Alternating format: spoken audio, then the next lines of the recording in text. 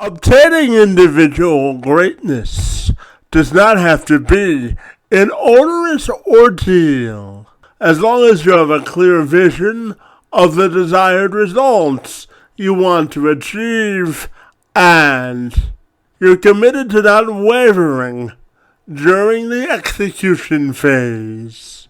In business, this mantra can help you achieve your greatest entrepreneurial aspirations. And Suzanne Tulien wants to come along for the ride to make sure that you maximize your business potential. She's a personal branding and clarity expert, author, and a speaker who helps you identify, align, and define who you want to be known for.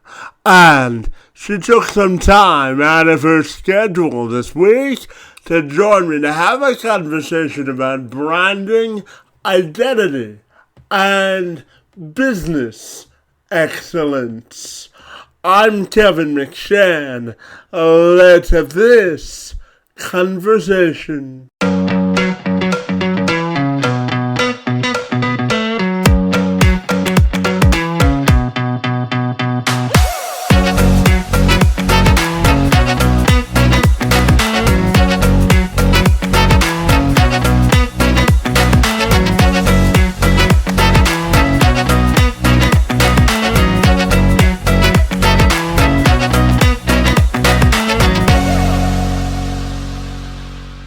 Absolutely. So, Suzanne, if you're ready, I'll take a moment to welcome you to the program. And I'm excited to learn all about how you help people build effective brands. Great to be with you this morning. And thank you so very much for being here. Thank you. So, Suzanne, I know that you help people identify, align, and discover the type of brands or the type of brand they want to be known for. So I'm wondering if you can tell me all about the great work that you do. Yeah, well, thanks. That's a great question to kick off, because I think it really begs the question, well, what is a brand, first of all, and how do we make a great brand, right? So every single person and every business that's in business has a brand already, because all a brand is just a perception. It's a set of perceptions that people perceive of you based on your actions, behaviors, transactions, and their experience with you overall. So what I do as a brand clarity expert, I help people as personal brands, and I help companies really dig in and identify, define, and align themselves to be more conscious, strategic, and deliberate on showing up in a way that is authentic and in a way that is who they want to be known for as a business and as a person. So it takes a little bit of work to take that deep dive and really unpack what those attributes are that are authentic for you then to show up yourself as a personal brand, as well as getting your team, if you have a company with employees, have your team really buy into understanding what that value position is, and that they also show up that way and be what I call the brand ambassadors and live the brand in their culture, right? So that's essentially what I help companies do, is get crystal clear on who they are and walk the talk to deliver on their promise every single day. Fabulous. And I wonder if we could dive just a little bit deeper in taking control of the brand that you already have created for yourself, and sort of how you view self-empowerment in business. Yeah, that's a great question too. Well, I feel that most of us have been entrained growing up to really respond to our external environments and be reactionary. So we've basically been trained to become what we think our environment wants us to be over the long term. And it's rare that we have the time and space and drive and ability to really go inward and uncover who we really are and be more in what I call internally driven, so that we're in the driver's seat of creating our own actions and behaviors that are in alignment with who we say we are, what makes us feel like we're in alignment with our core values, with our style attributes, which means our personality, right? And we can really begin to show up and showcase our authentic personality and style. And that's how we get empowered, is by identifying and defining what those attributes are that make us up. And then we can then more confidently step into becoming more and more of that in our worlds, despite what's happening around us. Does that make sense, Kevin? Yeah, absolutely. Yeah. And, I know that you have more than 2.5 decades of doing this work, and I'm curious, with all of your lived experience in this work, the importance of connecting with your clients on a human level to really understand what brands they want to build and how best you can help them achieve their goals. Tell me about the value of human connection in business. Well, I think it's everything. I think that's the only way you can actually sustain a business, is to be able to understand the human element, understanding yourself first, so that you are able to then attract those clients, those customers, prospects who believe in what you believe in, and really lean into your value position, because not every business is created and will attract every customer, right? Every type of customer. It's really this law of attraction, this basis for understanding and having the clarity of knowing who you are, so that you then can attract those people that get it, that will pay for it, that will be loyal to you, and advocates of what it is you're trying to accomplish in your value position every single day. Absolutely. And you talk about advocates, Suzanne, I'm going to share just a little bit about myself. I was born with what's called spastic quadriplegia cerebral palsy. It just simply means that I don't have enough oxygen to walk normally in my legs, and it affects my muscle movement. And, I've dedicated my adult life to helping folks with disabilities find work and employment. So I'm curious to get your perspective as someone in the entrepreneurial space about your definition of diversity and inclusion in business. So, gosh, inclusion, let's just start there. I think that when you uncover those particular attributes of who you are as a brand, then you become more sensitive to others' unique characteristics and their own attributes that they can bring to the table to live in their own experience. I think it's really an awareness piece, it's a recognition piece, and it's a sensitivity. It's an understanding in that, I guess it's all within the realm of what I might call emotional intelligence. And when you're so aware of what you can bring to the table, then again, you are almost awakened to know what your prospects can bring to the table, what they're looking for, what your employees can bring to the table and what they're looking for. And it's really a powerful thing to be able to see when you do your own work on yourself and your brand to bring it to life. Absolutely. And tell me, how do you think technology has assisted in building more effective brands? Well, I would say that, definitely technology has made it more simple and user-friendly and less expensive for a lot of brands to be in the market, so to speak. And when you're talking about communicating in the marketplace through a social media or through technology, it is called marketing. So you build a brand or brand awareness through the act of marketing, which is the dissemination of information. The brand itself is really that piece of perception, that set of perceptions. So when you're branding something, what you're doing is you're stepping back and you're assigning meaning to that entity. And then the social media or the technology enables us to be able to really bring it to fruition, bring it to our audiences and send it out there. And it has definitely made it much easier for so many of us to be out there on a regular basis and really speak to who we are. Sorry about that.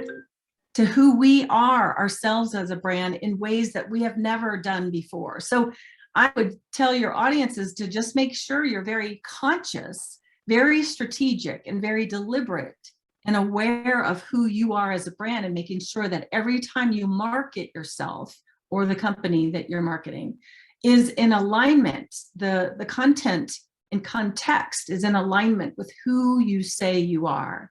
That's the biggest, most important piece. And Suzanne, I'm curious to ask you about your perspective on the best part of your job and what gives you fire in your belly to get up every morning. That's a good question. You know, my story goes back, and the reason why I feel like finding yourself and who you are is so empowering and important and creates the confidence is because when I was a teen, I was bullied in school a lot. And I felt that, you know, I really wanted to be a part of this culture that was, you know, bullying me. Felt like I was an outsider, but then I had to question that and realize that I do not want to be like that. And that's when I really began to step in to myself in my own way of being. And that's what excites me about helping my clients, is really helping them unpack and uncover and awaken to their unique attributes that make them who they are. And it's major aha moments all the time. And I just love them seeing that happen and feeling the vibration shift to a much higher vibration. And then they're rocking and rolling. Yeah, absolutely. Now, Suzanne, this is the old job developer coming out in me, but when you were ready to do this, one of the questions that came to mind was the activity of job searching and brand building yourself, because I think job searching and brand building are two in the same, because you're trying to sell, instead of a product, you're trying to sell yourself. So I'm curious to get your perspective on how you think brand building can also help you build personal brands when you're searching for work. It's a good question, Kevin. You know, the one thing I would first say is that don't be searching for a job. Be looking for something you're in alignment with. And the clearer you are about who you are, the clearer you will be in searching for a company that you want to work with that is aligned in the same value construct as you are. You'll want to definitely talk to employees of that firm. You'll want to understand what makes you different. And this is what the process of branding is really all about, is uncovering your key individual differentiators so that you can speak to that in interviews. You can write about it in your content on your resume. And you can really lean into those core values and style attributes and what makes you different by aligning with companies that you're researching that have that same set of core values or very similar core values. So I think it's really about an alignment search versus just searching for a job. And the clearer you are, the easier it's going to be. Well, when you're aligned, it means you have a passion for something, right? So it makes it easier that way, doesn't it? Yes, absolutely. And tell me, Suzanne, I'm also curious to get your thoughts on how business people and entrepreneurs can build more inclusive brands, because you go into companies and they always want to tell you that they're an equal opportunity employer. So I'm curious, from a branding perspective, how can we make sure that brands are more inclusive and they welcome all people of all abilities and all beliefs? I'm curious to get your thoughts there. Well, when the company is branding themselves and they do the work to uncover what those core values are, we as customers, right, need to hold them accountable to what they're stating as their core values. If they're not living through those core values and through their culture, through the way they hire, through how they deliver on their promise, then we need to, as consumers, make a stand, right? And really stand up to that, what I would call cognitive dissonance, that misalignment, that over-promising and under-delivering. So, when I work with companies, I really challenge them to make sure that their own core values they're creating and identifying and defining are going to be showing up in their actions and behaviors through their leadership, in their culture, in their systems and processes, which includes hiring. So it's just really about ensuring, as a customer, that we speak up, or as a brand myself, that I am walking the talk and delivering on those promises that I promise. Does that make sense? Yeah, you have to walk in the shoes if you want other people to follow your example, right? Right. And if you portray that, or you tout that you have a certain, let's say you have a value around inclusion or diversity, right? Then you better be walking the talk and delivering on that promise in a very, very apparent way, inside and out. Absolutely. And Suzanne, tell me, I'm also wondering your opinion on how you think the pandemic has affected entrepreneurship. Well, it's affected everybody differently. And I like to look at it in a very positive way, because just a quick story, during my quarantine time, as a consultant and a live stage speaker, I was basically shut down. My business was basically shut down until I began to pivot. And I got certified in training online in Zoom. So it taught me a new way of delivering my information. And I love to learn. So it was very positive for me. And better than that, I began to write my third book, called Personal Brand Clarity. And I was able to publish that book within 5 months of writing it during quarantine, because it gave me that opportunity. So I like to see that, I like to look on the positive side of what did I learn through that and what skills did I gain. But a lot of people did have a hard time going through that. But I think it was an awakening experience, and we all learned something from it. And now I think we're really all ready to just rock and roll and become more aware of who we became through that traumatic experience, right? Yeah. We came out as different people. Yeah, absolutely. Just a quick story. The reason this podcast started was because I was about to start a job, and a week before my contract was supposed to start, it got suspended. So oh no, it gave me a chance to reinvent myself. Hence this podcast, and we're almost 350 episodes in. So there you go. There you go. Life, so a lot of us have evolved from that. Yeah, life always brings opportunity, doesn't it? Yes, it does. So yes, tell me about the book that you're finished in 5 months. Oh, yeah. So the book, Personal Brand Clarity, is really my brand DNA process. This is just a methodology that I have fleshed out and walk people through who are the brands of their business. This is coaches, consultants, practitioners, lawyers, accountants, brokers, real estate agents, those people who are the brand of their business. And I help them identify, define, and align to what they want to become known for. So it's all in the book. I also have an online course program. And this is kind of what became out of the quarantine. So I'm pretty excited about this product. Well, I tell you, it sounds like you found a way to maximize your potential during quarantine, doesn't it? Yes, it did. And I know that you live out there in Colorado, and I know the mountains are a big appeal out there. So tell me, when you're not away from, when you're away from work, how do you define personal happiness and fulfillment?